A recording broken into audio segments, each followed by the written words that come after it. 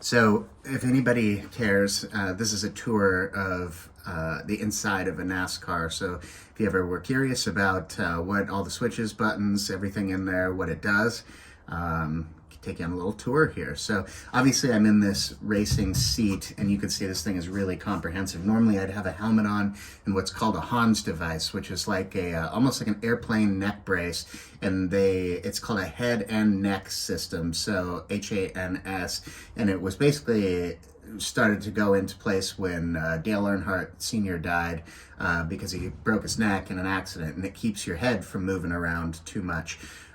There's a halo in this seat, so this halo is basically keeps debris, keeps your helmet in place in the event of an accident. It keeps you very safe.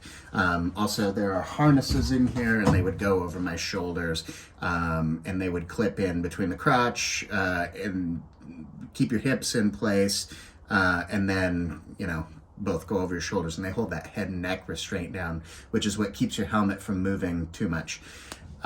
So flip it around here. This is the dash, okay? So you've got a detachable steering wheel, so you can take the entire steering wheel off. Otherwise, there would be no way to get in and out of this car because it is so tight in here, and the doors don't open. You have to climb in through the window. So tight in here that without taking the steering wheel out, you'd never be able to get in or out of the car.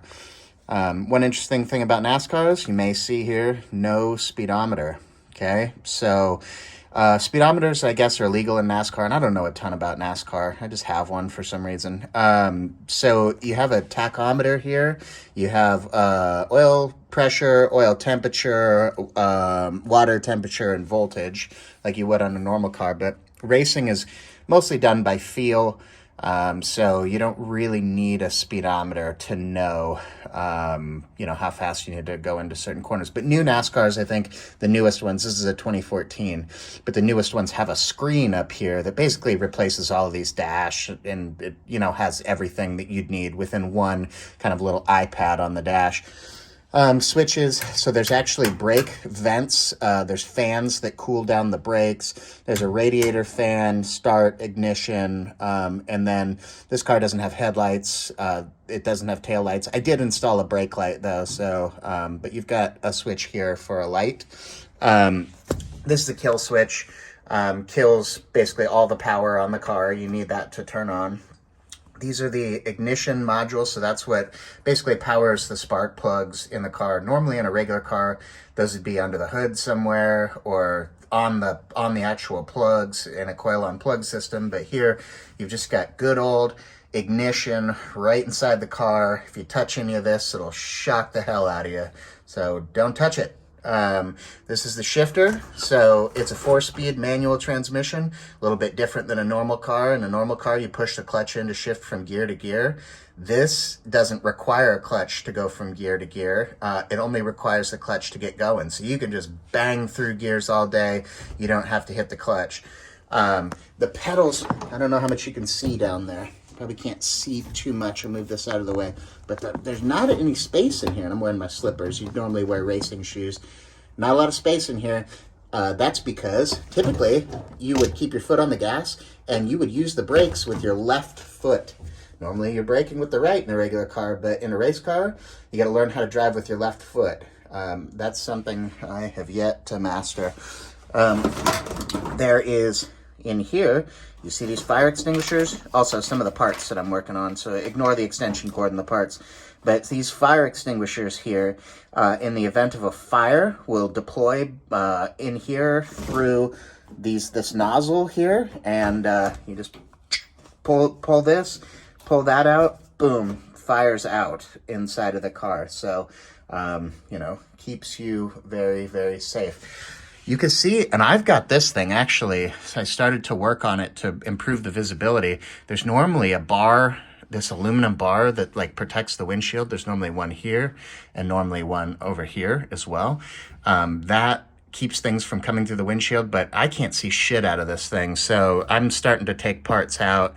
And I don't do like, I'm not a competitive racer, like with a bunch of danger out there. I'm usually out there just, passing people who are muddling along, or they're passing me, not not bumping and rubbing. So I take a little of the safety stuff out just to get some visibility. But you can see, like, here's my view. That is not very good visibility. So these drivers are doing a lot of stuff by feel out there. And with this window net up, if you put this thing up, you almost can't see anything, right? Imagine this, just trying to drive along like that. Yeah, kind of crazy. And then, you know, behind you, good luck seeing anything back there. So I'm actually installing a little, this wouldn't be allowed in NASCAR, but I'm putting a camera and screen in that's going to stick out the back. So basically, instead of a rear view mirror, I just have, or side mirrors, I have a camera. Yeah, so I think other than that, oh, this is a dry sump oil system. I wonder if you can see the dry sump. Yeah, there's the tank right there. I can almost point to it. There's a dry sump oil system back there, which pumps the oil from the engine to that tank back there. And that allows you to lower the engine down because you don't have an oil pan that has to hold all the oil, and keep the center of gravity lower on the car. It also, the high G-forces of racing do not basically dry out the engine. So lubricants slosh around in G-forces. And if you took a Toyota Corolla out there, it's not meant for high G-forces, so the oil would slosh around and maybe the engine would be starved of oil and you'd wear the engine out or possibly catastrophically ruin the engine. So I think that's most of it. I mean, if you guys have any questions, I don't know if you do or if you even care if there's anybody left listening to this, but if you have any questions, ask me.